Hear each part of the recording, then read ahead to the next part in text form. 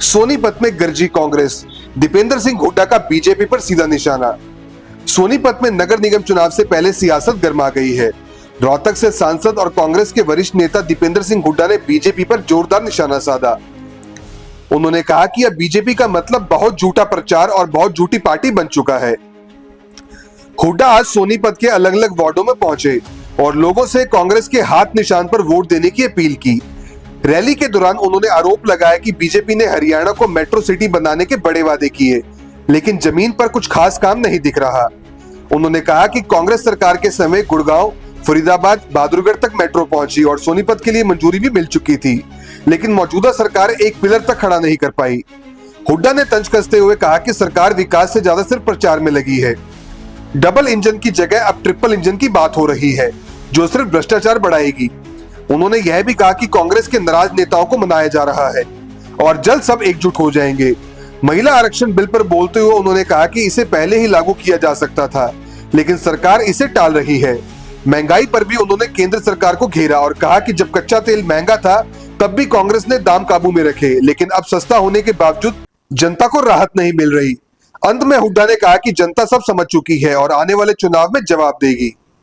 उसको मानती है कि भाई ये प्रचार है, ये बहुत झूठा प्रचार, इसका आप एब्रीविएशन लाओगे बीजेपी, बहुत झूठा प्रचार, बहुत झूठी पार्टी। इनका मैनिफेस्टो लोग भी इसी लाइन में बैठे, लोग अभी तक इंतजार कर रहे हैं। जो इन्होंने मैनिफेस्टो कहा था कि 15 लाख लाएंगे, किसान की आमदनी दुगनी कराएंगे, अभी तक तो वही पूरा नहीं हुआ। स्मार्ट सिटी बनाएंगे, सोनीपत तक मेट्रो लाएंगे, 12 साल से सोनीपत तक मेट्रो ला रहे, 12 साल। जब हमारी सरकार की प्रदेश में 88 किलोमीटर मेट्रो का विस्तार हुआ था, क्योंकि बड़े जो शहर थे गुड़गांव, फरीदाबाद, उनको जोड़ा गया, बहादुरगढ़ तक मेट्रो पहुंची और सोनीपत तक का मेट्रो का सिद्धांत मंजूरी मिल गई थी। 12 साल से इनकी अलग अलग एमएलए इनके बन गए, मंत्री भी बन गए, फिर हार गए यहाँ से सोनीपत से कि आप हार ला रहे हैं मेट्रो, अब आरआरटीएस ला रहे हैं, अब नए कह रहे कि करनाल तक लाएंगे, पहले सोनीपत तो लाओ। ये नियत इनकी काम करने की नहीं है, विकास की नहीं है, ये साबित हो चुका है। सबका साथ सबका विकास की बात करते हैं, ट्रिपल इंजन, उसको किस तरह देखते हो? नहीं यार, डबल इंजन से कर लो विकास, अगर करना है तो डबल इंजन से कर लो। ट्रिपल इंजन से तो ये ट्रिपल इंजन विकास के नहीं है, ये ट्रिपल इंजन भ्रष्टाचार के लिए, जनता का पैसा लूटने के लिए 3 इंजन से लूटेंगे। ये ट्रिपल इंजन भ्रष्टाचार के इंजन लगवाना चाहते हैं, सब जानते हैं। आज सोनीपत की जनता, हमें विश्वास है जिस तरीके से आपने देखा, जिस तरह जनता का आशीर्वाद मिल रहा है, हमें पूरा विश्वास है। हमारे मेयर के प्रत्याशी हमारे भाई कमल दीवान जी बड़ी बहुमत से जीतेंगे और ऐसे ही हमारे सभी वार्ड्स के अंदर, अधिकतर वार्ड में कांग्रेस के हमारे पार्षद जीत रहे हैं और हर वार्ड में बहुत अच्छा प्रदर्शन कांग्रेस का रहेगा। ऐसा पार्षद आपके बागियों के मैदान में उतरे हैं? लगभग हमने मना लिया है, 1-2 जो अभी हैं उनसे हमारी बातचीत चल रही है। 100% कांग्रेस की सारी परिवार एकजुटता से हम लोग लड़ेंगे, ऐसा हमारा। और आप देखो बीजेपी ने जिस तरह टिकट वितरण किया है, उसमें आपको समझ में आ गया बीजेपी क्या सोच। महिलाओं को हमसे कम टिकट, हमने महिलाओं को ज़्यादा टिकट दिए, बात महिला की करते हैं। महिला के आरक्षण को लेकर लगातार बीजेपी हमलावर है, जगह जगह प्रदर्शन कर रही है कि कांग्रेस ने तो महिलाओं पे आक्रामक है, महिला पे आक्रामक है, क्योंकि महिला आरक्षण तो पारित करा दिया था हमने लोकसभा में 2023 में, लेकिन उसके बाद उसको लागू कराने की बजाय ये परिसीमन में घोल के ले आए और परिसीमन और महिला आरक्षण का कोई नहीं है। पर महिला आरक्षण तो आज लागू करो, हमारी मांग है कि 1/3 लागू किया जाए हर विधानसभा चुनाव से। इसी विधानसभा चुनाव में कर दो, कभी तो अगले से पहले कर दो, पंजाब में कर दो, पंजाब और यूपी में चुनाव है, उससे पहले कर दो 1/3, हमारी मांग है बीजेपी। लेकिन ये करेंगे नहीं, क्योंकि भाजपा की नीयत महिला को आरक्षण देने की नहीं है। ये तो केवल महिलाओं को इस बात को कहकर गुमराह करने का प्रयास किया। बीजेपी के तमाम मंत्री और नेता सोनीपत नगर निगम चुनाव प्रचार में जुटे और कह रहे हैं कि कांग्रेस सबसे बड़ा मुद्दा ही बीजेपी के इस तरह के नेता है और उनका भ्रष्टाचार।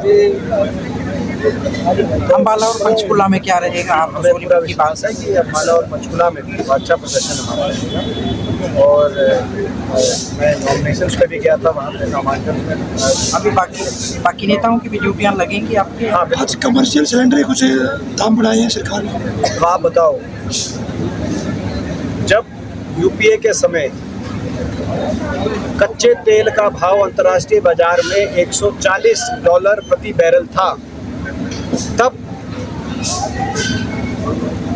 डीजल 40 रुपये, पेट्रोल 60 रुपये और गैस का सिलेंडर 400 रुपये था। आज जब 100 से ऊपर पहुंचा है तो अर्थव्यवस्था कितनी खोखली हो गई कि आज 100 से ऊपर कच्चे तेल का भाव पहुंचा अंतर्राष्ट्रीय बाजार में। तो आप देखो 1000 रुपये पहुंच गया सिलेंडर, आप देखो पेट्रोल डीजल का क्या भाव 100 के आसपास पहुंच गया, आप देखो रुपया लुढ़क के, उस समय रुपया 50 पे डॉलर पे, आज रुपया लुढ़क के 100 के आसपास पहुंच गया।